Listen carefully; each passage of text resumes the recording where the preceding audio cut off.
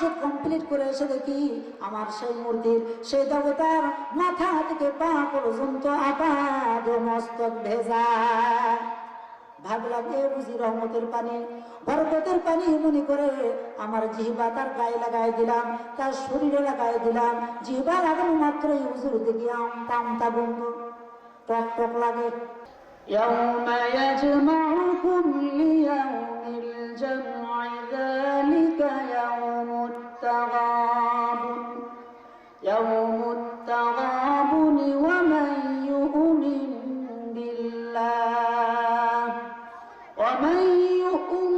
بالله ويعمل صالحا يكفر عنه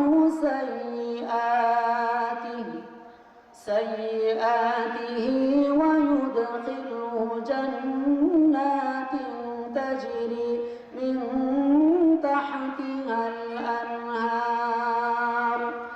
الأنهار خالدين فيها أبدا ذلك الفوز العظيم।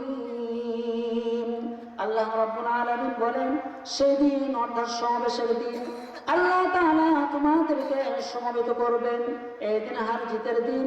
যে ব্যক্তি আল্লাহ তাআলার প্রতি বিশ্বাস স্থাপন করে এবং সৎকর্ম সম্পাদন করে, আল্লাহ তাআলা তার পাপসমূহ মোচন করবেন এবং তাকে জান্নাতে দাখিল করবেন। যার তলদেশে সমূহ প্রবাহিত হবে, তারা তথায় চিরকাল বসবাস করবে। এটাই মহান সাফল্য। যালিকাল ফাউজুল আযীম, এটাই মহা সাফল্য। ইয়াউমুত তাগাবুন মানে হার জিতের দিন। তাগাবুন মানে হার জিত, তাগাবুন মানে হার জিত। ইয়াউমুত তাগাবুন মানে হার জিতের দিন। কিয়ামতের দিনটা হবে হার জিতের দিন। কিয়ামতের দিনটা হবে হার জিতের দিন। কেউ হারবে, কেউ জিতবে। আমরা হারবো না জিতবো? আমরা সবাই জিতবো, আমরা সবাই জিতবো। কিয়ামতের ময়দানে আমরা সবাই জিতবো। আমার বন্ধুগণ, দুনিয়ার জিন্দেগিতে অনেক সময় আমরা হেরে যাই। দুনিয়ার জীবনে হেরে যাওয়া তেমন কোনো বিষয় নাই, কিন্তু আখিরাতে আমাদেরকে হেরে গেলে চলবে না। আখিরাতে আমাদেরকে হেরে গেলে চলবে না। আমরা সবাই জিতবো। আমার বন্ধুগণ, আমরা দুনিয়াতে এসেছি জান্নাত লাভের জন্য। কি লাভের জন্য? জান্নাত লাভের জন্য। আমরা সবাই জান্নাত পেতে চাই। আল্লাহ রাব্বুল আলামিন আমাদের সবাইকে জান্নাত দিবেন। সবাই আমরা জান্নাত পেতে চাই। তবে মোটামুটি যে সমস্ত কারণে বান্দা জাহান্নামে চলে যাবে, ওই সমস্ত কারণগুলো আমাদের জানার দরকার আছে না নাই? কথা বলেন, ওই সমস্ত বিষয়গুলো আমাদের জানার দরকার আছে না নাই? ওই সমস্ত বিষয় আমাদের জানার দরকার আছে। যে সমস্ত কারণে বান্দা জাহান্নামে চলে যাবে, কোরআনের ভাষায় মোটামুটি 12টি কারণ যাদের মধ্যে পাওয়া যাবে। মোটামুটি ভাবে 12টি কারণ যার মধ্যে পাওয়া যাবে, আল্লাহ রাব্বুল আলামিন তাকে জাহান্নাম নিয়ে দিয়ে দিবেন। 1 নম্বর হলো, যে ব্যক্তি সঠিক জিনিস বোঝে না। যে ব্যক্তি সঠিক জিনিস বোঝে না, আল্লাহ তাকে কি দিয়ে দিবেন? জাহান্নাম দিয়ে দিবেন। সঠিক জিনিস বোঝে না, অর্থাৎ কোরআন তো বোঝেই না, কোরআন বোঝার চেষ্টাও করে না। এমন বান্দা আমাদের সমাজে আছে না নাই? কোরআন তো বোঝে না, কোরআন বোঝার চেষ্টাও করে না, বরং কোরআনের বিকল্প গান বাজনা শুরু করে দেয়। আছে না নাই? গান বাজনা আমাদের বগুড়াতে হয় কি হয় না? হয় না? অনেক সময় ভাড়া করে এনে এগুলো করা হয়। অনেক সময় ভাড়া করে এনে এগুলো করা হয়। আমার বন্ধুগণ, এগুলো করতো আবু জেহেল। কে করতো? আবু জেহেল করতো। আবু জেহেল এগুলো করতো। রাসূলুল্লাহ সাল্লাল্লাহু আলাইহি ওয়াসাল্লাম যখন সুমধুর কণ্ঠে কোরআনুল কারীমটা যখন তেলাওয়াত করতেন, সুন্দরভাবে যখন কোরআনটা তেলাওয়াত করতেন, কুরাইশের সমস্ত লোকেরা মুহাম্মাদুর রাসূলুল্লাহ সাল্লাল্লাহু আলাইহি ওয়াসাল্লামের চতুর্দিকে দাঁড়ায় যেত। আবু জেহেল এটা যখন লক্ষ্য করলো, আবু জেহেল যখন দেখতে পারলো, সে চিন্তা করলো, এইরকম ভাবে অবস্থা যদি চলতে থাকে, তাহলে আমার পিছনের সমস্ত লোক মুহাম্মাদের পিছনে গিয়ে যোগদান করবে। সে বলল কি, তার পার্শ্ববর্তী দেশ মিশর, বাহরাইন, সিরিয়া, এই সমস্ত দেশ থেকে কি করলো? নায়ক নায়িকাদেরকে, গায়িকাদেরকে, অভিনেতাদেরকে এনে কি করলো? জমজমাট নাটক, সিনেমার আয়োজন করলো। আমার বন্ধুগণ, এগুলো বগুড়াতে হয়, গান বাজনা আমাদের বগুড়াতে হয়। সম্মানিত মায়েরা, আজকে যুব সমাজ ধ্বংসের দিকে চলে যাচ্ছে, ধ্বংসের পথে চলে যাচ্ছে। এর মূল কারণ হলো এই অবৈধ সিনেমা নাটকগুলো, অন্য কোনো কারণ নয়। এই সমস্ত সামাজিক অবৈধ পর্নোগ্রাফি সহ এই সমস্ত বলিউডের নাটক, ফিল্মগুলো দেখে দেখে আজকে যুবকরা ধ্বংসের দিকে চলে যাচ্ছে। ধর্ষণ শুধুমাত্র আইনি তৎপরতা দিয়ে কখনো সমাজ থেকে মূলোৎপাটন করা যাবে না। ধর্ষণ বন্ধ করার জন্য সর্বপ্রথম সমাজে চালু করে দিতে হবে ধর্মীয় শিক্ষা। কি শিক্ষা? ধর্মীয় শিক্ষা, দ্বীনি শিক্ষা আমাদের সবার জন্য দরকার আছে না নাই? সবার জন্য আমাদের দ্বীনি শিক্ষা দরকার আছে। আমার বন্ধুগণ, হাজারো চেষ্টা করেন সমাজের শান্তি আসার জন্য, কোনো লাভ হবে না, কোনো লাভ হবে না। হাজারো চেষ্টা করেন সমাজের শান্তি আসার জন্য, শান্তি আসার জন্য যতই চেষ্টা করেন কোনো কাজ হবে না। সমাজের শান্তি আসার জন্য কার বিধানের দিকে যেতে হবে? আল্লাহর বিধানের দিকে যেতে হবে। বাড়িতে লেগেছে আগুন, নিভানোর জন্য কি দরকার? পানির দরকার। আমার বন্ধুগণ, বাড়িতে লেগেছে আগুন, নিভানোর জন্য পানির দরকার। একজনের বাড়িতে আগুন লেগেছে, সে বারবার চিৎকার করতেছে, যার কাছে যা আছে তা নিয়ে আমাকে একটু সাহায্য করো, যার কাছে যা আছে তা নিয়ে আমাকে একটু সাহায্য করো, সহযোগিতা করো। ওই রাস্তা দিয়ে এক ভ্যানওয়ালা যাচ্ছিল, ভ্যানওয়ালার উপরে কিছু 1 গ্রাম ডিজেল ছিল। সে চিন্তা করলো, আমার থেকে যখন সাহায্য চাইতেছে, সে করলো কি, সেই 1 গ্রাম ডিজেল ওই আগুনের ভিতরে ছেড়ে দিল। আমার বন্ধুগণ, আগুন নিভবে না, জ্বলবে? আগুন চলবে। আর এক ভ্যানওয়ালা যাচ্ছিল, তার ভ্যানের মধ্যে ভ্যান ভর্তি লাকড়ি ছিল, খড়ি ছিল। আমার বন্ধুগণ, সে চিন্তা করলো, আমার কাছে যখন সাহায্য চাইতেছে, আমি কি করি, তাকে একটু সাহায্য করি। সে 1 ভ্যান লাকড়ি, 1 ভ্যান খড়ি ওই আগুনের ভিতরে দিয়ে দিল। আমার বন্ধুগণ, আগুন জ্বলবে না নিভবে? আগুন আরো জ্বলবে। আমার বন্ধুগণ, এই জন্য কি করতে হবে? সমাজের শান্তি আসার জন্য আল্লাহর বিধানের দিকে যেতে হবে। আল্লাহর বিধান যেন এই বাংলাদেশে চালু হয়, সেই চেষ্টা, সেই মুজাহাদা আমাদেরকে করতে হবে। আমার বন্ধুগণ, মাগরিবের সময় আলোচনা হচ্ছিল একজন ব্যক্তির সঙ্গে, পীরকে নিয়ে। কি নিয়ে? পীরকে নিয়ে। আমি পীরকে সম্মান করি, তবে হতে হবে ভালো পীর, হক্কানি পীর হতে হবে। হক্কানি পীর হতে হবে। যেমন ছিল হযরত পীর আব্দুল কাদের জিলানী রাহমাতুল্লাহ আলাইহি। বড় পীর আব্দুল কাদের জিলানী রাহমাতুল্লাহ আলাইহি, যার জীবনের মধ্যে, যার জীবনে কোনো মিথ্যা কথা ছিল না। তার মা তাকে বলে দিয়েছিল, বাবা কখনো মিথ্যা কথা বলবে না, কখনো মিথ্যা কথা বলবে না। ডাকাতের হাতে পড়েছে, ডাকাত দল এখন বলতেছে, তোমার কাছে কি আছে? হযরত পীর আব্দুল কাদের জিলানী রাহমাতুল্লাহ আলাইহি বলে দিলেন, আমার জায়গার ভিতরে, আমার পকেটের ভিতরে স্বর্ণ মুদ্রা রয়েছে। সব বের করে দিল। ডাকাত দল চিন্তা করলো, ডাকাত দল বললো, তুমি তো ইচ্ছা করলে মিথ্যা কথা বলতে পারতা, তুমি সত্য কথা কেন বললা? হযরত পীর আব্দুল কাদের জিলানী রাহমাতুল্লাহ আলাইহি বললেন, আমার মা আমাকে বলেছে আমি যেন কখনো মিথ্যা কথা না বলি, আমি যেন কখনো মিথ্যা কথা না বলি। আমার মা আমাকে শিক্ষা দিয়েছে, এই জন্য আমি মিথ্যা কথা বলি না। এবার পীর আব্দুল কাদের জিলানী রাহমাতুল্লাহ আলাইহি যে এলাকার মধ্যে বসবাস করতেছিলেন, সেই এলাকার মধ্যে একজন চোর বসবাস করতেছিল। দীর্ঘ 30 বছর পর্যন্ত চুরি করেছে, কোথাও ধরা পড়ে নাই। 1st ক্লাসের চোর না 3rd ক্লাসের চোর? 1st ক্লাসের চোর, কোনদিন ধরা পড়ে নাই। এই চোরের পরে চিন্তা করো, আমি এবার হুজুরের বাড়িতে কি করব? বড় পীর আব্দুল কাদের জিলানী রাহমাতুল্লাহ আলাইহির বাড়িতে আমি চুরি করতে যাব। যদি হুজুরের বাড়িতে গিয়ে ধরা পড়ি, তাহলে ভাববো তিনি একজন হক্কানি পীর, হক্কানি আল্লাহওয়ালা, তাহলে আমি বুঝবো তিনি একজন আল্লাহওয়ালা, আসল মানুষ, আসল পীর। আর যদি ধরা না পড়ি, তাহলে মনে করবো আমি তার থেকে আরো বড় পীর, আমি তার থেকে আরো বড় পীর। এই কথা চিন্তা করার পরে এই লোক চলে গেল হযরত বড় পীর আব্দুল কাদের জিলানী রাহমাতুল্লাহ আলাইহি বাড়িতে চুরি করার জন্য। হযরত বড় পীর আব্দুল কাদের জিলানী রাহমাতুল্লাহ আলাইহি ঈশার নামাজ আদায় করে বাড়িতে এসে ঘুমায় গেছেন। ঘুমানোর পরে অনেক রাত্রে তিনি খেয়াল করে দেখতেছেন, কে যেন মাটি খুঁড়ে ঘরের ভিতরে প্রবেশ করতেছে, ঘরের ভিতরে ঢুকতেছে, ঘরের ভিতরে প্রবেশ করতেছে। এবার চোর ঘরের ভিতরে প্রবেশ করার পরে তার যে বস্তা ছিল এই বস্তার মধ্যে ওই ঘরের যা কিছু ছিল এগুলো নিয়ে সে বস্তাবন্দি করেছে, বস্তার ভিতরে সে ভরেছে। বস্তার ভিতরে ভরার পর চিন্তা করতেছে, তুমি কেমন পীর, তোমার বাড়ির থেকে সব কিছু আমি চুরি করে নিয়ে যাচ্ছি, তুমি তো কিছুই বলতে পারো না, তোমার তো কোনো খবর নাই, তুমি কিছুই বলতে পারো না, তুমি কেমন পীর, এই চিন্তা করতেছে। আর সেই বস্তাবন্দি করার পরে সে বস্তা যখন ভর্তি হয়ে গেছে, বস্তাটা নিয়ে বড় পীর আব্দুল কাদের জিলানী রাহমাতুল্লাহ আলাইহির ঘরের দরজার কাছে গেছেন। দরজা খোলা মাত্র দরজা খুলে গেছেন। দরজা খোলার পরে বস্তাটা যখন হাতে নিয়েছেন, বস্তা হাতে নেওয়ার সঙ্গে সঙ্গে দরজাটা আবার একা একাই লাগে গেছে। বস্তা হাতে নেওয়ার সঙ্গে সঙ্গে দরজাটা এমনিতে লেগে গেছে। সে করলো কি, আবার দরজার কাছে গেল, দরজাটা খুলে রাখলো। খোলা অবস্থায় যখন আবার এসে বস্তাটা হাতের ভিতরে নিয়েছে, বস্তাটা হাতে নেওয়া মাত্রই আবার দরজা একা একাই লেগে গেছে। সুবহানাল্লাহ। আমার বন্ধুগণ, কয়েকবার এরকম করার পরে সে চিন্তা করলো, আমি তো হুজুরের ঘরের কোনো জিনিস আমি বাড়িতে নিয়ে যেতে পারবো না, আমি তো হুজুরের ঘরের কোনো জিনিস আমি বাড়িতে নিয়ে যেতে পারবো না, হজম করতে পারবো না, কিন্তু ধরাও তো করা যাবে না, আমি তো ধরা পড়বো না এখানে, তাহলে কি করা যায়? সে করলো কি, হুজুর যে চকির উপরে ঘুমাইছিল, শুয়েছিল, সেই চকির নিচে গিয়ে শেল্টার নিল, সেই চকির নিচে গিয়ে অবস্থান করলো।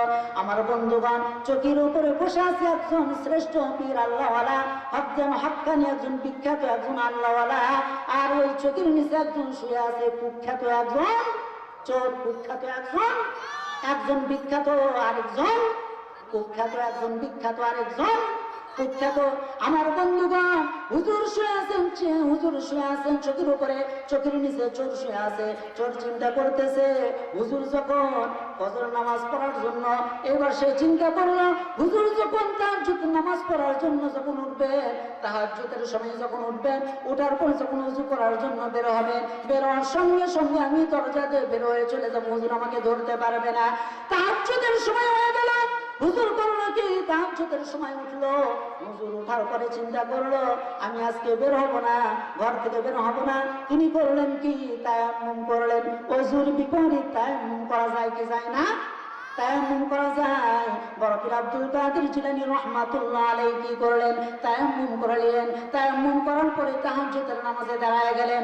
আমার বন্ধুগণ, এইবার চোর চিন্তা করতেছে, ঠিক আছে, অসুবিধা নাই, তাহাজ্জুদের নামাজ নয় আপনি ঘরের ভিতরে পড়লেন, কিন্তু ফজরের নামাজ পড়ার জন্য তো আপনি অবশ্যই ঘর থেকে বের হবেন, আপনি যেহেতু মসজিদের ইমাম, আপনাকে তো অবশ্যই নামাজ পড়াতে হবে, আপনি তো মসজিদে যাবেন নামাজ পড়ার জন্য, ওই সময় যখন দরজা খুলে বের হবেন, আমি সেই সময় দরজা খুলে দরজার ভিতর দিয়ে বের হয়ে চলে যাবো, আপনি আমাকে ধরতে পারবেন না। ফজরের আযান শুরু হয়ে গেল চোখের দিকে। বড় পীর আব্দুল কাদের জিলানী রাহমাতুল্লাহ আলাইহি ঘুম ভেঙে গেল, ঘুম থেকে জাগ্রত হলেন। আমার বন্ধুগণ, বড় পীর আব্দুল কাদের জিলানী রাহমাতুল্লাহ আলাইহি চিন্তা করতেছেন, আমি যে মসজিদে যাব, মসজিদে যাওয়ার জন্য ঘর নিরাপদ থাকতে হবে, রাস্তা নিরাপদ থাকতে হবে, রাস্তাও নিরাপদ থাকতে হবে, ঘরও নিরাপদ থাকতে হবে। আমার ঘর তো নিরাপদ নয়, আমার ঘরে চোর এসেছে, সুতরাং আজকে আমি যাব না মসজিদ নামাজ পড়ানোর জন্য। হযরত বড় পীর আব্দুল কাদের জিলানী রাহমাতুল্লাহ আলাইহি কি করলেন? আবার তায়াম্মুম করে নিলেন। তায়াম্মুম করার পরে হুজুরের পরে দাঁড়ায় গেলেন ফজর নামাজ আদায়ের জন্য, ঘরের ভিতরে দাঁড়ায় গেলেন। এইদিকে মসজিদের সমস্ত মুসল্লিরা চিন্তা করতেছে, কি ব্যাপার, 6টা বেজে যায়, এখনো ব্যাপার কি, আমাদের হুজুর আসে না, পীর সাহেব আসে না, বড় পীর আব্দুল কাদের জিলানী রাহমাতুল্লাহ আলাইহি আসতেছেন না, কারণটা কি? সময় হয়ে গেছে, একজনের ইমামতিতে সবাই মিলে ফজরের নামাজটা কি করে দিচ্ছেন, শুরু করে দিচ্ছেন। ফজরের নামাজ যখন শুরু হয়ে গেছে, নামাজ পড়ার পরে সমস্ত মুসল্লিরা বলা বলা করতেছে, আহারে আমাদের মনে হচ্ছে আমাদের ইমাম সাহেব হযরত বড় পীর আব্দুল কাদের জিলানী রাহমাতুল্লাহ আলাইহি সম্ভবত অসুস্থ হয়েছেন বা কোনো সমস্যায় পড়েছেন। তিনি করলেন কি, তারা করলেন কি, মসজিদে নামাজ পড়ার পরে সবাই আলোচনা করার পরে সবাই এবার হুজুরের বাড়ির দিকে রওনা দিলেন। বড় পীর আব্দুল কাদের জিলানী রাহমাতুল্লাহ আলাইহি দরজার কাছে এসে যখন দরজায় নক করলেন, দরজাতে শব্দ করলেন, দরজায় শব্দ করার সঙ্গে সঙ্গে এবার চোর বলতেছে, বুঝতে পেরেছি, বড় পীর আব্দুল কাদের জিলানী রাহমাতুল্লাহ আলাইহি সমস্ত মুসল্লিদেরকে খবর দিয়েছে। খবর দেওয়ার মালিক কে? কথা বলেন, খবর দেওয়ার মালিক কে? আল্লাহ আল্লাহ তাদের মনের ভিতরে পয়দা করে দিয়েছেন।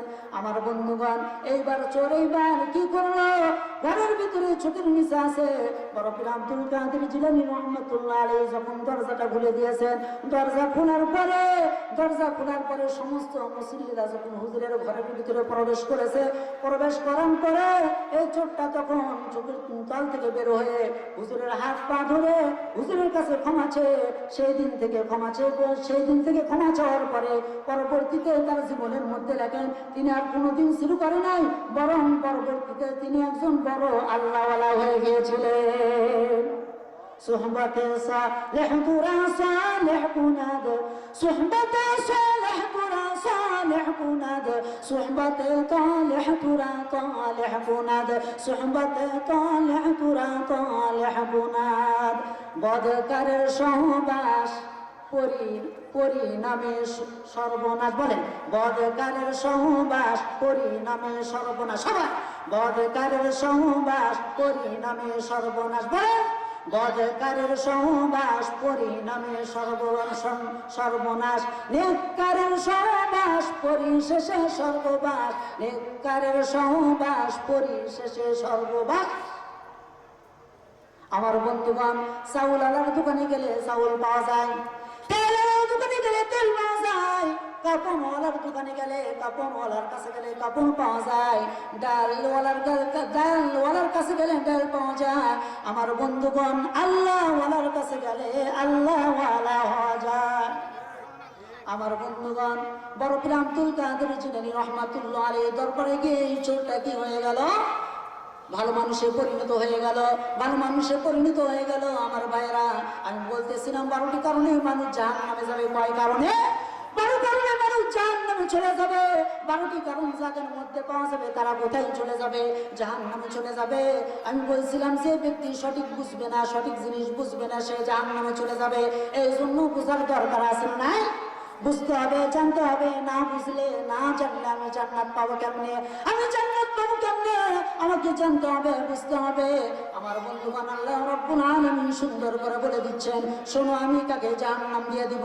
ওয়ালাকাদ যারানা লিজাহান্নামা কাসীরাম মিনাল জিন্নি ওয়াল ইনসি কুলুবুন লা ইয়াফকাহুনা বিহা ওয়া লাহুম আ'য়ুনুন লা يبصرون بها ولهم آذان لا يسمعون بها أولئك كالأنعام بل هم أضل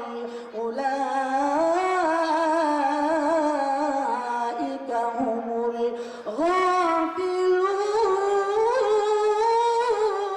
الغافلون। আরো চিৎকার করে বলেন আল্লাহু আকবার।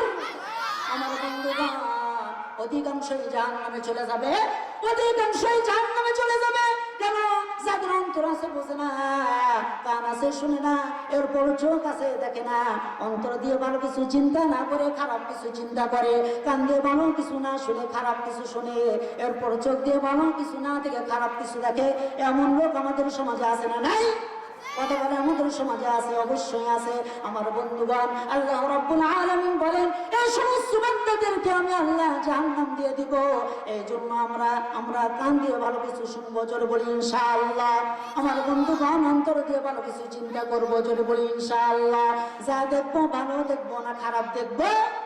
ভালো দেখবো। খারাপের সঙ্গে সম্পর্ক রাখা যাবে না, খারাপ বন্ধু তৈরি করা যাবে না। আজকে ভালো বন্ধু পাওয়া দারুণ কঠিন ব্যাপার, কথা বলেন ঠিক কিনা? আপনি আপনার সন্তানকে স্কুলে পাঠাইছেন, কলেজে পাঠাইছেন, বিশ্ববিদ্যালয়ে দিয়ে পাঠাইছেন, ভার্সিটিতে দিয়ে পাঠাইছেন, টেনশনের শেষ নাই। যেন কোনো বন্ধুর সাথে বন্ধুত্ব তৈরি করে আবাসক্ত হয়ে যায়, মাদকাসক্ত হয়ে যায়, জিনার কাছে লিপ্ত হয়ে পড়ে। এই যে একটা অবস্থা সৃষ্টি হয়ে গেছে, এই যে একটা সিচুয়েশন, এই সিচুয়েশন বন্ধ হওয়ার জন্য আপনাকে আমাকে সর্বপ্রথম জানতে হবে কোরআনুল কারীম। জোরে বলেন ঠিক কিনা? আমার বন্ধুগণ, সর্বপ্রথম জানতে হবে কোরআনুল কারীম। জাতির প্রতিটা সন্তানের হাতে যদি কোরআনুল কারীম তুলে দেওয়া হয়, তাহলে কেউ তাকে গাইড দেওয়ার দরকার নাই। এই কোরআনই তাকে গাইড করে জান্নাতে নিয়ে যাবে। জোরে বলেন সুবহানাল্লাহ। আমার বন্ধুগণ, কিন্তু তা না করে আজকে জাতিরাকে ঘুরে দেওয়া হচ্ছে। পশ্চিমা বিশ্বের সংস্কৃতিগুলো, নাটক, সিনেমাগুলো, আজকে ছেলেরা মোবাইল অন করে মুহূর্তের মধ্যে আপনার সন্তান, আমার সন্তান মহাদুষ্ট হয়ে যাচ্ছে। কথা বলেন ঠিক কিনা? আমার বন্ধুগণ, এই জন্য সতর্কতার প্রয়োজন আছে না নাই? এই জন্য সতর্কতার প্রয়োজন আছে আমার ভাইরা। আল্লাহ রাব্বুল আলামিন 2 নম্বরে বলেন, 2 নম্বর কারা জাহান্নামে যাবে? যারা পাপ কাজ মনে করবে না, আল্লাহর ভয়ে পাপ কাজ বন্ধ না করে ডাল দিয়ে করে বলবে পাপ করলে কি হবে, এই সমস্ত বান্দাদেরকে আল্লাহ রাব্বুল আলামিন জাহান্নাম দিয়ে দিবেন। আল্লাহ রাব্বুল আলামিন সুন্দর করে বলতেছেন, ওয়াল্লাযীনা কাসাবুস সাইয়্যাত। আল্লাহ রাব্বুল আলামিন 11 নম্বর পারার 11 নম্বর পৃষ্ঠায় বলতেছেন, যারা পাপ কাজ করবে এবং পাপ কাজ করার পর তার মনের মধ্যে অনুশোচনা তৈরি হবে না, সে লোকটা জাহান্নামে চলে যাবে। প্রত্যেকের জীবনে গুনাহ আছে না নাই? কথা বলেন, সবার জীবনে গুনাহ আছে না নাই? গুনাহ আছে, তবে হ্যাঁ, গুনাহ করার পর যে বান্দা চোখের পানি ছেলে কাঁদবে, তাকে মাফ করে দিবেন কে? তাকে মাফ করে দিবেন আল্লাহ। জোরে বলেন, কে মাফ করবেন? আল্লাহ মাফ করে দেন। গুনাহ হয়ে যেতেই পারে, আল্লাহর কাছে আমরা মাফ চেয়ে নিব। তাছাড়া সবার সামনে হাসরের জিন্দেগি আছে না নাই? সবার সামনে হাসরের জিন্দেগি আছে, হাসরের ময়দান আছে। হাসরের মাঠে আল্লাহ তাআলা আমাকে আপনাকে একত্রিত করবেন। সেই দিন সব বিষয়ের বিচার হয়ে যাবে।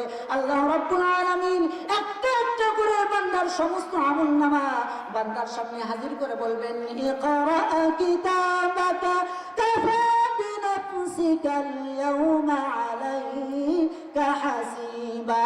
জোরে বলুন আল্লাহু আকবার। আল্লাহ রাব্বুল আলামিন বলবেন, ইকরা কিতাবাকা, তুমি তোমার কিতাব পড়ো, কাফা বিনাফসিকা ইয়াউমা আলাইকা হাসিবা। আজকের হিসাবের জন্য তুমি নিজেই যথেষ্ট, কারো প্রয়োজন নাই, কারো দেখার দরকার নাই, কারো এখানে পড়ার দরকার নাই। তোমার আমলনামা তুমি নিজেই পড়ো, আর তুমি নিজেই সিদ্ধান্ত নিয়ে নাও, তুমি কি জান্নাতি না তুমি জাহান্নামে। আমরা মরে যাব, আমরা কেউ বাঁচতে আসিনি। হাসরের দিন সবার সামনে আছে না নাই? কথা বলেন, সবার সামনে হাসরের দিন আছে না নাই? আমার বন্ধুগণ, সে হাসরের দিনে পৃথিবীর কোনো মানুষ আমার কোনো কাজে আসবে না, কেউ কোনো উপকার করতে পারবে না। তবে একজন মানুষের প্রয়োজন আছে না নাই? একজন মানুষের দরকার আছে না নাই? আমার বন্ধুগণ, সুপারিশের দরকার আছে না নাই? সেই লোকের প্রয়োজন আছে। হাসরের ময়দানে যেদিন কেউ কিচ্ছু করতে পারবে না, আল্লাহ রাব্বুল আলামিন সূরা মুমতাহিনার ভিতরে বলেন, تنفعكم أرحامكم ولا أولادكم يوم القيامة. الله أكبر. আমার বন্ধুগণ, আল্লাহ রাব্বুল আলামিন বলেন, লান তানফাকুম আরহামুকুম। সেই কিয়ামতের ময়দানে, হাসরের ময়দানে তোমার আত্মীয়-স্বজন তোমার কোনো কাজে আসবে না, কোনো উপকার করতে পারবে না।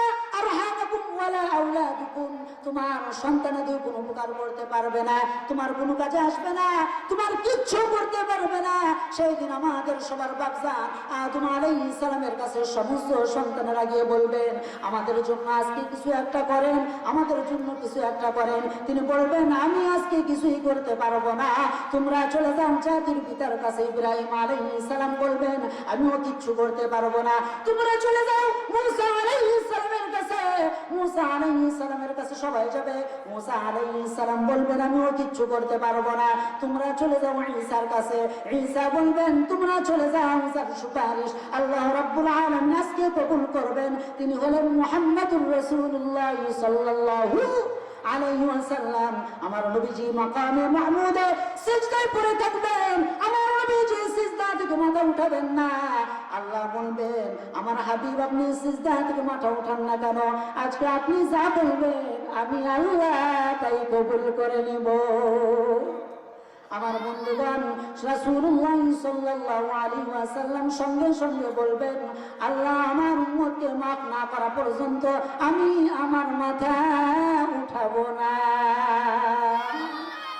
আমার ভাইরা, আমার নবীজি উঠাইয়া মাথা উঠায় নিয়া হাসরের ময়দানে আমার নবীজি মোট 4 বার আসবেন। কয়বার আসবেন? চারবার আসবেন, মোট চারবার আসবেন। প্রথমবার আসবেন কিছু সংখ্যক উম্মতকে নিয়ে জান্নাতে যাবেন, দ্বিতীয়বার আসবেন কিছু সংখ্যক উম্মতকে নিয়ে আবার জান্নাতে চলে যাবেন, তৃতীয়বার আসবেন আবার কিছু উম্মতকে সঙ্গে নিয়ে জান্নাতে চলে যাবেন, চতুর্থবার আসবেন আবার কিছু উম্মতকে নিয়ে যখন জান্নাতের দিকে রওনা দিবেন, জান্নাতের দিকে যখন রওনা দিবেন, তখন এই কোরআন শরীফটা, এই কালামুল্লাহ শরীফটা একটা প্রাচীন হয়ে দাঁড়ায় যাবে। এইবার কালামুল্লাহ শরীফ বলবে, এই কোরআন বলবে, আল্লাহ তুমি কাদেরকে জান্নাত দিচ্ছ? যারা দুনিয়াতে থাকাকালীন অবস্থায় আমার হুকুমকে মানে নাই, আমাকে ফলো করে নাই, আমার কথা অনুযায়ী চলে নাই, আমি তাদেরকে জান্নাত দিতে দিব না। আমার বন্ধুগণ, সেই দিন এই সমস্ত লোকদের ব্যাপারে আমার রাসূলও আর সুপারিশ করতে পারবেন না। আমার বন্ধুগণ, ওদেরকে তুমি জান্নাত দিতে পারবে না। আল্লাহ পাকের কাছে বলবেন, আমার নবীজিও সেই দিন কিচ্ছু করতে পারবেন না, আমার নবীজি কিছুই করতে পারবেন না। কোরআন যার বিরুদ্ধে দাঁড়িয়ে যাবে, রাসূল তার সুপারিশও করতে পারবেন না। আমার ভাইরা, সেই জন্য আমার ভাইরা, কোরআনের জন্য অবশ্যই আমাদের কাজ করার দরকার আছে না নাই? কোরআনের জন্য কাজ করার দরকার আছে না নাই? কথা বলেন, আরো জোরে বলেন, কাজ করার দরকার আছে না নাই? এই কোরআনের পক্ষে থাকবো না বিপক্ষে থাকবো? কোরআন আছে যেখানে আমরা থাকবো সেখানে। আমার বন্ধুগণ, 3 নম্বর হলো যারা কুফরি করবে তারা জাহান্নামে চলে যাবে। আল্লাহ রাব্বুল আলামিন বলেন, ওয়ালিল্লাযিনা কাফারু বিরাব্বিহিম আযাবু জাহান্নাম ওয়া বিইসাল মাসীর। আল্লাহু আকবার। আরো চিৎকার দিয়ে বলেন আল্লাহু আকবার। আমার বন্ধুগণ, আল্লাহ রাব্বুল আলামিন বলেন, কুফরি যারা করবে তারা জাহান্নামে চলে যাবে। কুফরি মানে হলো এমন কিছু বান্দা এই দুনিয়াতে আছে, কিছু সংখ্যক মুসলমানও আছে যারা নামাজ পড়বে, রোজা রাখবে, হজ করবে, যাকাত দিবে, সবকিছুই করবে, কিন্তু আল্লাহর বিধান সমাজে চালু হোক এটা তারা চাবে না। আছে না নাই? এই ধরনের লোক আমাদের সমাজে আছে না নাই? সব করতে রাজি আছে, নামাজও করবে, যাকাতও দিবে, হজও করবে, সবকিছুই করবে, কিন্তু কোরআনের আইন বাংলাদেশে চালু হোক এটা তারা চায় না। আমার বন্ধুগণ, এই সমস্ত লোক জান্নাতের বন্ধু পাবে না, এই সমস্ত লোক জান্নাতের বন্ধু পাবে না, জান্নাতের কোন বাতাস তার শরীর স্পর্শ করবে না। আল্লাহ রাব্বুল আলামিন 4 নম্বরে বলেছেন কোন বান্দা জান্নাতে যেতে পারবে না। আল্লাহর আয়াতগুলো আছে, নিদর্শন বই আছে, এইগুলো যারা অস্বীকার করবে তারা জাহান্নামে চলে যাবে। আল্লাহ রাব্বুল আলামিন বলেন, ওয়াল্লাযীনা কাফারু ওয়া কাযযাবু বিআয়াতিনা উলাইকা আসহাবুন নার হুম ফিহা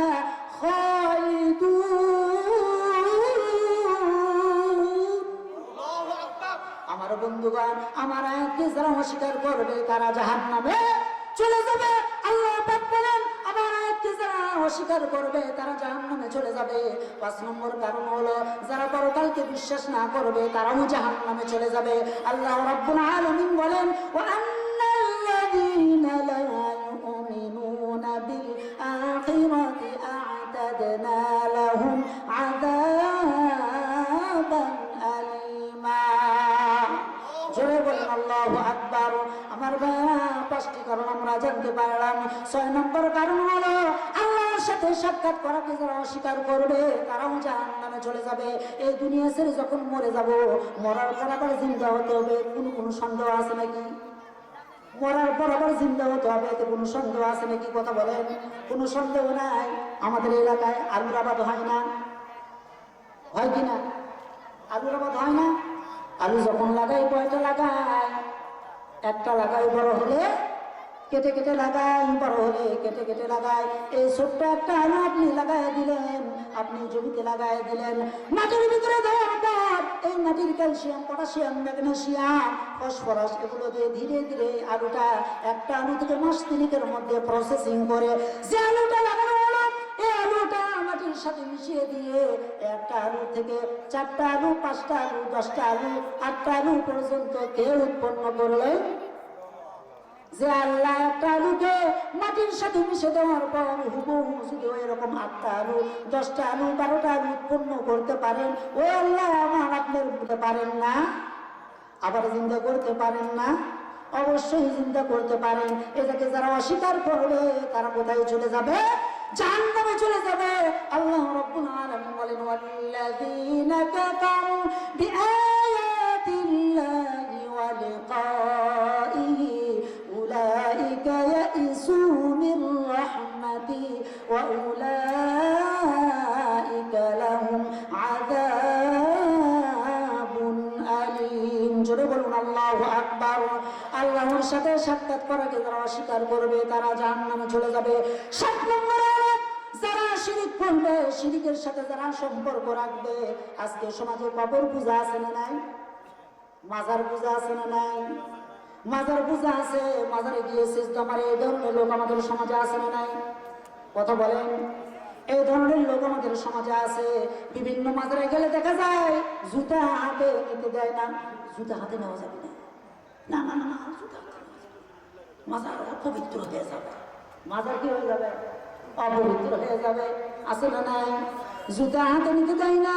এরপর গোলাপ জল নিতে হয়, আগরবাতি নিতে হয়। আছে না নাই? আমার বন্ধুগণ, নামাজ নাই, কালাম নাই, বিদআত নিয়ে পড়ে আছে। যিনি শুয়ে আছেন উনি কি এগুলো করতে বলছেন? যিনি শুয়ে আছেন উনি কি এগুলো করতে বলছেন? কথা বলেন। উনি এগুলো করতে বলেন নাই। আমার বন্ধুগণ, আমাদের দেশে মাজারে সিজদা, আমাদের দেশে মাজারে ফুল যায় কি দেয় না? কবরে ফুল দেয় না? কথা বলেন বেটা। ফুল দেওয়া কি খালি হারাম করে?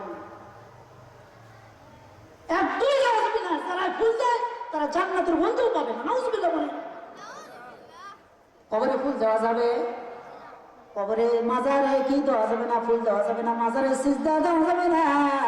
আমার বন্ধুগণ, আল্লাহ রাব্বুল আলামিন বলেন ইন্নাহু মান ইউশরিক বিল্লাহি ফাকাদ হারামাল্লাহু আলাইহিল জান্নাতা ওয়া মা'ওয়াহুন নার ওয়া মা লিয-যালিমিনা মিন আনসার।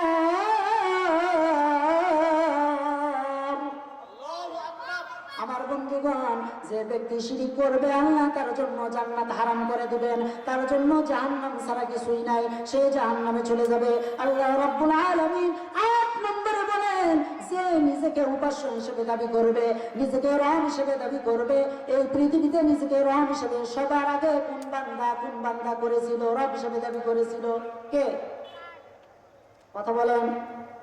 কে দাবি করেছিল? ফিরআউন কিন্তু দাবি করেছিল রব হিসেবে। ফিরআউন কিন্তু বলে নাই আমি মানুষ বানাইছি, আমি আকাশ বানাইছি, আমি জমিন বানাইছি। সে কিন্তু এগুলো বলে নাই। ফিরআউন যে রব হিসেবে দাবি করেছিল, এই রব হিসেবে দাবি করার মূল কারণ হলো সে নিজেকে বুঝাতে চেয়েছিল তোমাদের যে আমি নেতা, এই সমাজে কারো আইন চলবে না, কোনো বিধান চলবে না। এই সমাজে আমার বিধান, এই দেশ চলবে। এর মানে হলো রব মানে আইনদাতা। রব মানে, কথা বলেন, রব মানে আইনদাতা। আমার বন্ধুগণ, আমাদের দেশেও কিসের আইন আছে? আল্লাহর আইন না মানুষের আইন? আজকে কথা বলবে কিসের আইন আছে? মানুষের আইন আছে, আল্লাহর আইন নাই। যদি কোনো মানুষ মানুষের আইন মানে তাহলে সে রব হিসেবে কোনো মানুষকে গ্রহণ করে নিল। এটা আল্লাহ পাকের পক্ষ থেকে কথা। এটা আল্লাহ পাকের পক্ষ থেকে কথা। আমরা আল্লাহকে রব মানবো না মানুষকে রব মানবো? কাকে রব মানবো? আল্লাহকে রব মানবো, মানুষকে রব মানা যাবে না। কাকে রব মানবো? দুনিয়ার কাউকে রব মানা যাবে না, দুনিয়ার কাউকে আইনদাতা মনে করা যাবে না। আমার বন্ধুগণ, দুনিয়ার কোনো মানুষকে যদি আইনদাতা মনে করি, আইনদাতা যদি হিসাবে আমি গ্রহণ করি, আমাকে আপনাকে জাহান্নামে যেতে হবে। কোথায় যেতে হবে? জাহান্নামে যেতে হবে। আমার বন্ধুগণ, 9 নম্বরে আল্লাহ রাব্বুল আলামিন বলেন কোন বান্দা জাহান্নামে চলে যাবে? ইন্নাল মুনাফিকিনা ফিদ দারকিল আসফালি মিনান নার ওয়া লান তাজিদ লাহুম নাসীরা। জোরে বলুন আল্লাহু আকবার। যারা মুনাফিকি করবে তারা কোথায় যাবে? আমাদের দেশে মুনাফিক নাই, সামনে ঠিক আছে, পিছনে যায় আরেক কথা বলে। সামনে এক কথা, পিছনে আরেক কথা, মুখের সাথে মনের মিল নাই। এরকম ধরনের বান্দা আমাদের সমাজে আছে না নাই? আমার বন্ধুগণ, সেই ফিরআউন কি সেই ফিরআউনকে মুহূর্তের মধ্যে মাটির সাথে মিশিয়ে দিয়েছেন কে? কথা বলেন, কে দিয়েছেন? সে আল্লাহ এখনো আছে না নাই? আল্লাহর বয়স হয়ে গেছে, বিরুদ্ধ হয়ে গেছে, এখনো আছে? এখনো সেই আল্লাহ আছে। যারা দুনিয়ার আইনকে বিশ্বাস করে নিয়েছ, দুনিয়ার আইনকে যারা গ্রহণ করে নিয়েছ, জেনে রেখে দিও আল্লাহর এই আয়াতটি যথেষ্ট জাহান্নামে যাওয়ার জন্য। কথা বলেন ঠিক কিনা? আমার বন্ধুগণ, আমরা জীবনের সকল ক্ষেত্রে আইন মেনে চলবো। কার? আল্লাহর আইন মেনে চলবো, আল্লাহ পাকের আইন মেনে চলবো। 10 নম্বরে হলো, 10 নম্বর আল্লাহ রাব্বুল আলামিন বলেন, যারা ফাসিকি করবে, ফুসুকের যারা সব ফুসুকের সাথে যারা কাজ করবে, আল্লাহ তাদেরকে কখনো জান্নাত দিবেন না, তাদের জন্য জাহান্নাম রেখে দিয়েছেন। ওয়া আম্মাল্লাযীনা ফাসাকু ফামাআওয়াহুমুন নার।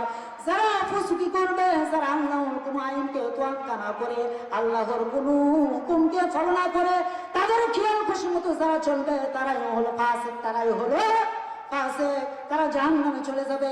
নবীর আদেশকে যারা অমান্য করবে, তারাও জাহান্নামে চলে যাবে।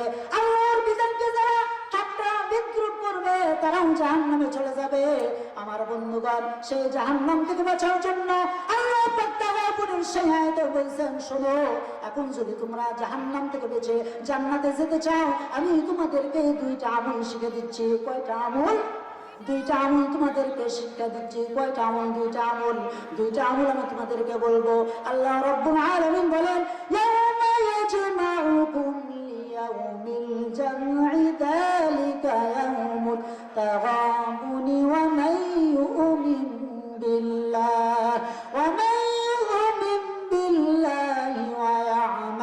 صالحا يكفر عنه سيئاته ويدخله جنات تجري من تحتها الأنهار خالدين فيها أبدا ذلك الفوز العظيم جرب الله أكبر الله رب العالمين বলেছেন সেই হারিজিতের দিনে তুমি যদি 2টা আমল নিয়ে যাও, আমি তোমাকে জান্নাত দিয়ে দিব। জোরে বলেন সুবহানাল্লাহ।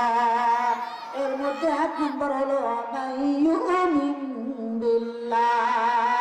যারা ঈমান আনবে কার উপরে? কথা বলেন কার উপরে? আল্লাহর উপরে। আল্লাহর উপরে। আল্লাহকে মেনে নেওয়া 5 ওয়াক্ত। আল্লাহকে মেনে নেওয়া মানে 5 ওয়াক্ত নামাজের দরকার আছে না নাই? আওয়াজ তো ছোট হয়ে গেল। দেখো, 5 ওয়াক্ত নামাজের দরকার আছে না নাই? 5 ওয়াক্ত নামাজের দরকার আছে। আমরা সবাই 5 ওয়াক্ত নামাজ পড়ি তো? পড়বো তো ইনশাআল্লাহ। আমরা সবাই 5 ওয়াক্ত নামাজ পড়বো। আমার বন্ধুগণ, নামাজ এটা কার হক? কথা বলেন, নামাজ এটা কার হক? আল্লাহর হক। কার হক? আল্লাহর হক। নামাজ না পড়লে বেচারা হনকে খুশি হয় কি?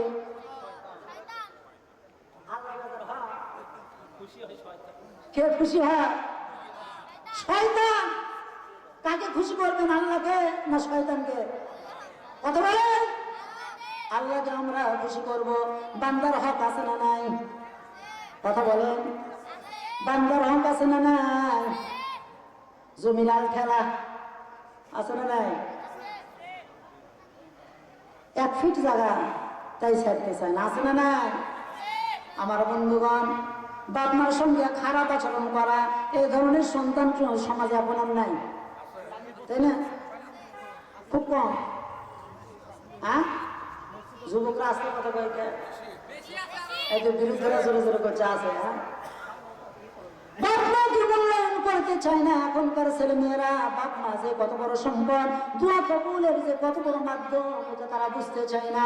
আজকে সমাজে বইয়ের দাম বেশি না মায়ের দাম বেশি? এই যে ভাইজা আমার বলছে বইয়ের দাম বেশি। এই এলাকা তো সব জায়গাতে বইয়ের দাম বেশি। আমার বন্ধুগণ, আলহামদুলিল্লাহ বলবো না নাউজুবিল্লাহ বলবো? নাউজুবিল্লাহ। কম জোরে বলেন নাউজুবিল্লাহ। খরচ করতে হবে আগে মায়ের জন্য না বইয়ের জন্য? খরচ কার জন্য আগে হয়? এখন ভয় কার জন্য আগে সেটা কম?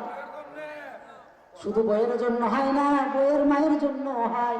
বইয়ের জন্য একটা করে শাড়ি, বইয়ের মায়ের জন্য দুইটা করে শাড়ি, আছে না নাই? আর মা যদি মোবাইল করে, বাবা কেমন আছো, মার্কেট করছো নাকি, কি অবস্থা তোমার, ও মা খুব শর্টে আছে, খুব সমস্যায় আছে, আছে না নাই? আমার বন্ধুগণ, এই ধরনের সন্তান আমাদের সমাজে আছে না নাই? অনেক সন্তান আছে শ্বশুর বাড়ির জন্য দেওয়া না, নিজের বাপ মার জন্য কোনো খবর নাই, আছে না নাই? আমার এক উস্তাদ একটা গল্প বলেছিলেন, আমাদের এক উস্তাদ গল্প বলেছিলেন, এক গ্রামের একটা ছেলে শহরে বসবাস করে। কোথায় বসবাস করে? শহরে বসবাস করে। বিবিকে নিয়ে শহরে অবস্থান করতেছে, ভাড়া থাকে। তার বাবা একদিন একটা কাজের জন্য শহরে আসছে, তার সারার পরে সন্ধ্যা লেগে গেছে, ছেলের বাড়িতে চলে গেছে, গিয়ে বলতেছে, বাবা রাত যখন হয়ে গেছে, চিন্তা করলাম আর আজকে বাড়িতে না যাই, তোমার বাড়িতে চলে আসলাম। এবার ছেলে তার বউ তার স্ত্রীকে বলতেছে, আমার বাবা আসছে, যাকে তো কোনো খাবারের ব্যবস্থা করা যায় নাকি? এইবার স্ত্রী বলতেছে, আমার প্রচন্ড জ্বর, মাথা ব্যথা, বিছানার থেকে উঠতে পারতেছি না, আমি কোনো কিছু পাক করতে পারবো না। এবার ছেলে তার বাবাকে বলে, বাবা খাওয়ার তো তেমন কোনো কিছু নাই, একটু কষ্ট করে তোমাকে থাকতে হবে। এবার বাবা বলতেছে, ঠিক আছে বাবা, কোনো অসুবিধা নাই, আমি ঘুমায়া পড়লাম। রাত 9টার দিকে বাবা আসছে, বাবা না খেয়ে ঘুমায়া পড়লো। রাত 11টার দিকে, ওই রাতেই রাত 11টার দিকে শালা আসছে। কে আসছে? আপা আসো, আপা বাসায় আসো। ডাকার সঙ্গে সঙ্গে মাজার ব্যথা শেষ, আছে না না? জ্বর, দৌড় মারছে, জ্বর চলে গেছে, মাজার ব্যথা সব চলে গেছে। উঠে এরকম মাছ মাংস সব কিছু বের করে রান্না বান্না করে এইবার টেবিলের উপরে রাখছে। টেবিলের উপরে রাখার পরে এইবার তার স্বামীকে বলতেছে, তোমার বাবাকে ডাক দাও। এবার স্বামী তার বাবাকে গিয়ে বলতেছে, আব্বা আপনি একটু কষ্ট করে ওঠেন, খাবার দাবার সব কিছুই টেবিলের উপরে প্রস্তুত করা হয়েছে, আপনি একটু মেহরবানি করে খানা খেয়ে নেন। এবার বাবা বলতেছে, না বাবা আমার শরীরটা খুব খারাপ লাগতেছে, আমি কিছুই খাবো না, আগামীকাল সকালে আমি বাড়িতে চলে যাব। আমার বন্ধুগণ, বাড়িতে আসার পর রাত্রেও কিছু খাই নাই, সকালবেলাও কিছু খাই নাই। না খেয়ে যাওয়ার সময় বাবা তার সন্তানকে বলতেছে, তার ছেলেকে বলতেছে, শোনো বাবা, জীবনে আর কোনোদিন তোমার এই বাড়িতে আসবো না, আর কোনোদিন তোমার এই বাড়িতে আসবো না, তবে আসবো সেই দিন যেই দিন আমি তোমার শালা হতে পারবো। কথা কি বুঝতে পারতেছেন? দুঃখের সাথে কথাটা বললো না, মনের দুঃখে কথাটা বললো। আমার বন্ধুগণ, এই ধরনের সন্তান আমাদের সমাজে অনেকে আছে, বাপ মাকে সম্মান করতে চায় না। বাপ মাকে সম্মান করার দরকার আছে না নাই? আল্লাহর কাছে প্রিয় হলো এই পৃথিবীতে আল্লাহর পরে, রাসূলের পরে, আল্লাহর পরে, রাসূলের পরে আব্বা আম্মার স্থান। জোরে বলেন সুবহানাল্লাহ। সম্মানিত ভাইরা, ভালো কাজ তো অনেক আছে, ভালো কাজের মধ্যে শ্রেষ্ঠ কাজ হলো এটা। আমার বন্ধুগণ, রাসূলুল্লাহ সাল্লাল্লাহু আলাইহি ওয়াসাল্লাম কিন্তু মাঝে মাঝে ওয়াজ করতেন, সাহাবীরা বসে বসে শুনতেন। আবার তিনি ওয়াজ শুনতেন, রাসূল কি করতেন? কথা বলেন না কেন? রাসূল তো নিজে ওয়াজ করতেন, সাহাবীরা শুনতেন, আবার সাহাবীরাও বলতেন, রাসূলও বসে বসে কি করতেন? শুনতেন। এক সাহাবী সামনের থেকে দাঁড়ায় বলতেছে, হুজুর আমি আজকে কিছু ওয়াজ করবো, আপনি শুনবেন না? হুজুর বললেন, বলো। সামনের থেকে সাহাবী দাঁড়ায় বলতেছেন, হুজুর চাইলে যুগে আমি যখন দিন বুঝি নাই, ইসলাম বুঝি নাই, আমি একটা মূর্তির পূজা করতাম, আমি একটা মূর্তির পূজা করতাম, মূর্তিকে খুব ভক্তি করতাম, মূর্তিকে খুব সম্মান করতাম, ইজ্জত করতাম, পিঠে রাখতাম, কাঁধে রাখতাম, সব সময় কাছে রাখতাম, সৌভাগ্যের প্রতীক মনে করে। একদিন আমার কোনো একটা সময় প্রকৃতির কাছে আমার কি হলো, আড়ালে যাওয়ার দরকার হলো। এই কাজ করতে গিয়ে আমি আমার রবকে কেমনি নিয়ে যাই, কেমনি নিয়ে যাই, আমি উঁচু একটা জায়গায় সেই মূর্তিটা রেখে আমি আড়ালে চলে গেলাম হাজত সারার জন্য। হাজত কমপ্লিট করে এসে দেখি, হাজত কমপ্লিট করে এসে দেখি আমার সেই মূর্তির সেই দেবতার মাথা থেকে পা পর্যন্ত আপাদ মস্তক ভেজা। ভাবলাম এ বুঝি রহমতের পানি, বরকতের পানি মনে করে আমার জিহ্বা তার গায়ে লাগাই দিলাম, তার শরীরে লাগাই দিলাম। জিহ্বা লাগানো মাত্রই হুজুর দেখি আমতা আমতা বন্ধ, টক টক লাগে, আমতা আমতা বন্ধ টক টক লাগে। সামনের দিকে তাকায় দেখি একটা কুকুর লেজ গুটিয়ে গুটিয়ে যাচ্ছে। আমার নবীজি মুচকি মুচকি হাসতেছেন। এমন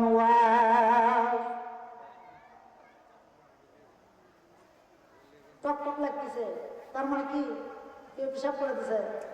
কুকুর কি করে দিছে? পেশাব করে দিছে, প্রসাব করে দিছে। আমার বন্ধুগণ, রাসূল হাসেন, মুচকি মুচকি হাসতেছেন, আর সাহাবায়ে কেরাম একটু চিৎকার দিয়ে হাসতেছেন। আমার নবীজি বললেন, এরপর তুমি কি করলা? এবার বলে, হুজুর রাগ কি কন্ট্রোল করা যায়? আর কি রাগ কন্ট্রোল করা যায়?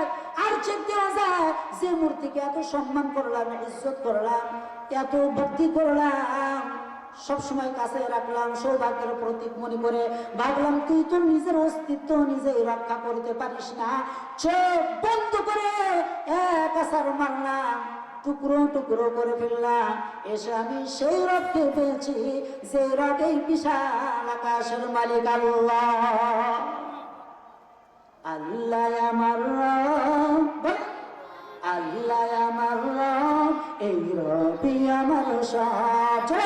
আল্লাহ আমার রব, সবাই আল্লাহ আমার রব, এই রবি আমার সব। দাম দাম তন মানে তারি অনুভব। আল্লাহ আমার রব, এই রবি আমার সব। আল্লাহ আমার রব, এই রবি আমার সব। তোমার দুনিয়াতে আমি যেদিকে তাকাই, অথই নিয়ামত ডুবে আসি সবাই। তোমার দুনিয়াতে আমি যেদিকে তাকাই, অথই নিয়ামত ডুবে আসি সবাই। পাখ পাখালির গানে শুনি তসবি কলরব, তসবি কলরব। আল্লাহ আমার রব, সবাই আল্লাহ আমার রব, এই রবি আমার সব। আল্লাহ আমার রব, সবাই আল্লাহ আমার রব, এই রবি আমার সব। দামে দামে তনু মানে তারি অনুভব। আল্লাহ আমার রব, এই রবি আমার সব। তোমার মদদ পেলে আমি আর না কিছু চাই, তোমার প্রেমের আমল আমি কি দিয়ে নিভাই।